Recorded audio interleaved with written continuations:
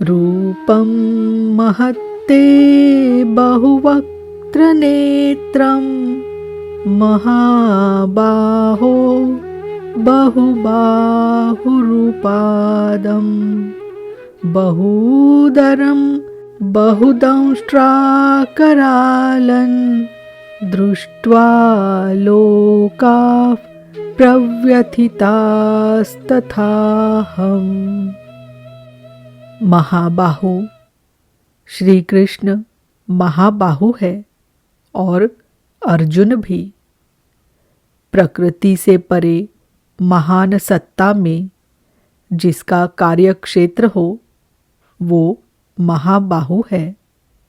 श्री कृष्ण महानता के क्षेत्र में पूर्ण है, अधिकतम सीमा में है। अर्जुन उसी की प्रवेशिका में है, मार्ग में है। मंजिल मार्ग का दूसरा छोर ही तो है।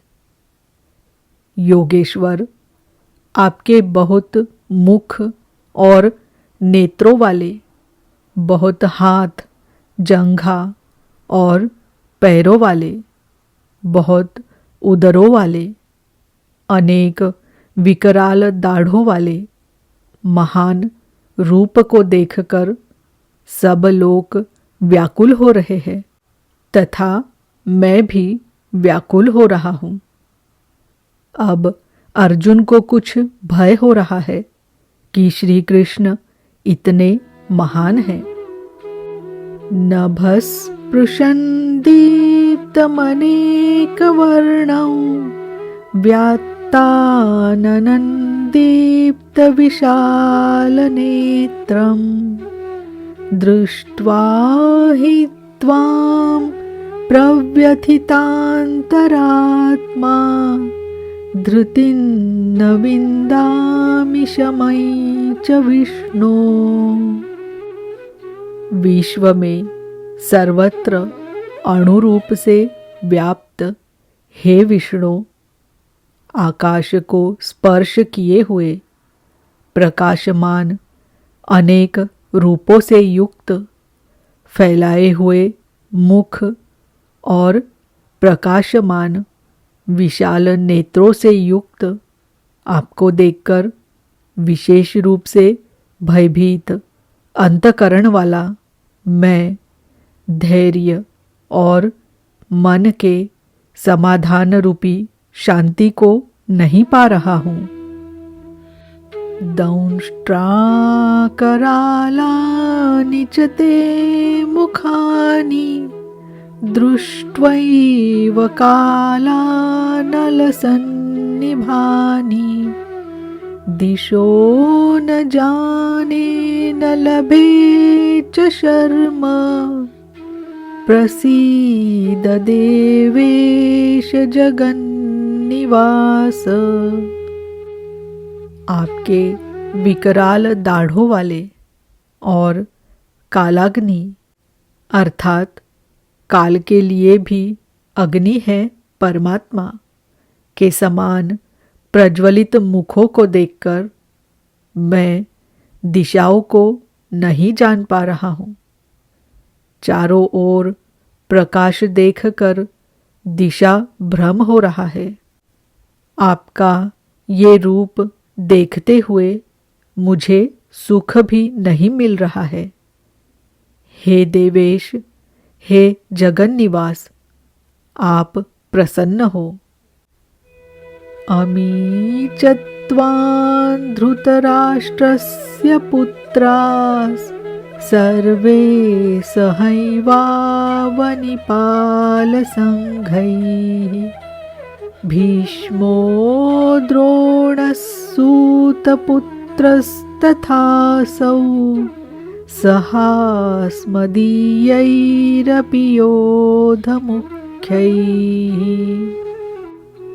वे सब ही धृतराष्ट्र के पुत्र राजाओं के समुदाय सहित आप में प्रवेश कर रहे हैं और भीष्म पितामह, द्रोणाचार्य तथा वो कर्ण जिससे अर्जुन बहुत भयभीत था, वो कर्ण एवं हमारी ओर के भी प्रधान योद्धाओं सहित सब के सब वक्त्राणि ते त्वरमाणा विशन्ति दंष्ट्राकरालानि भयानकानि केचिद्विलग्ना दशनान्तरेषु सन्दृश्यन्ते चूर्णितैरुत्तमांगैः।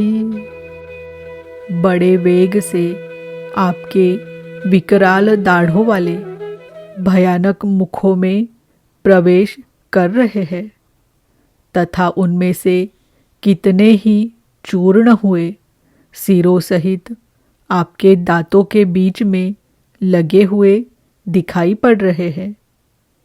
वे किस वेग से प्रवेश कर रहे हैं, अब उनका वेग देखें।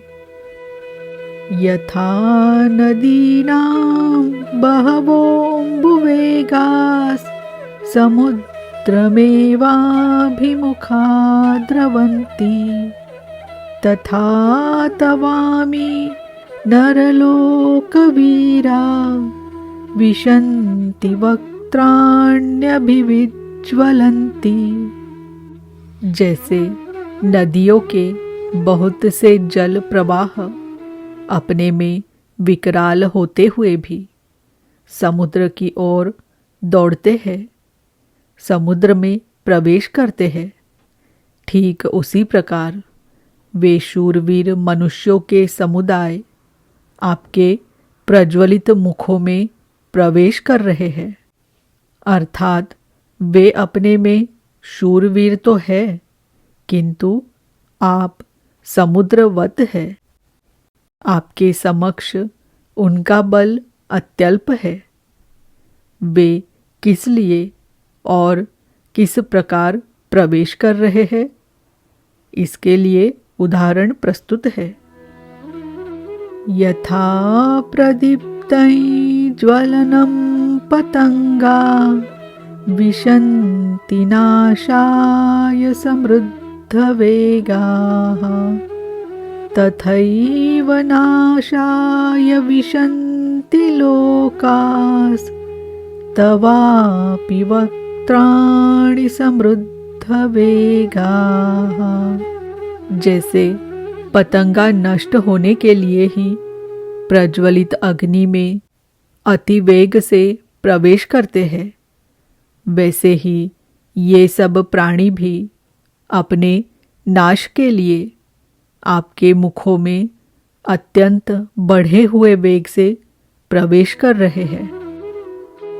लेलीहसे ग्रसमानः समन्ताल् लोकान् समग्रान् वदनैर्ज्वलद्भिः तेजोभिरापूर्य जगत्समग्रम् भासस्तवोग्राः प्रतपन्ति विष्णु।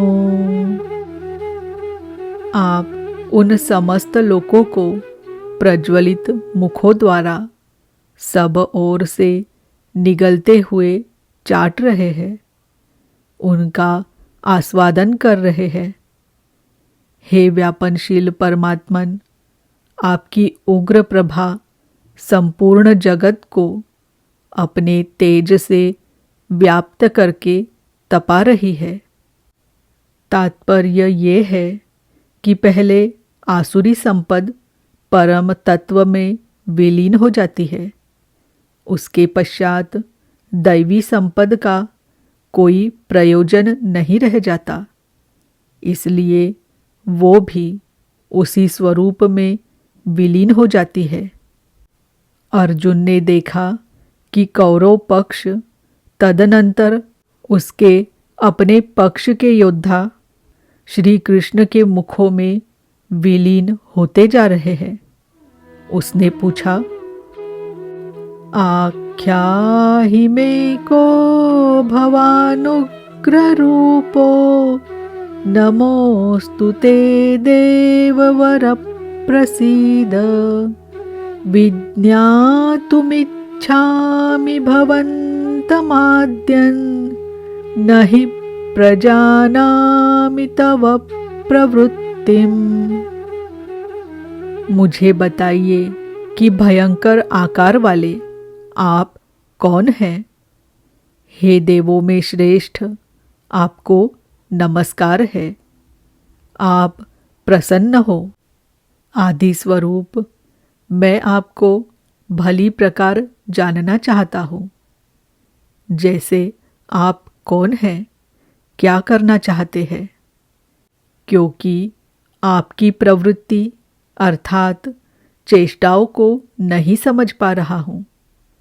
इस पर योगेश्वर श्री कृष्ण बोले, श्री भगवानुवाच कालोऽस्मि लोकक्षयकृत् प्रवृद्धो लोकान् समाहर्तुमिह प्रवृत्तः ऋते पीत्वा न भविष्यन्ति सर्वे येव स्थिताः प्रत्यनीकेषु योधाः। अर्जुन, मैं लोकों का नाश करने वाला बढ़ा हुआ काल हूँ और इस समय इन लोकों को नष्ट करने के लिए प्रवृत्त हुआ हूँ। प्रतिपक्षियों की सेना में स्थित जितने योद्धा हैं, वे सब तेरे बिना भी नहीं रहेंगे। वे जीवित नहीं बचेंगे, इसीलिए प्रवृत्त हुआ हूँ।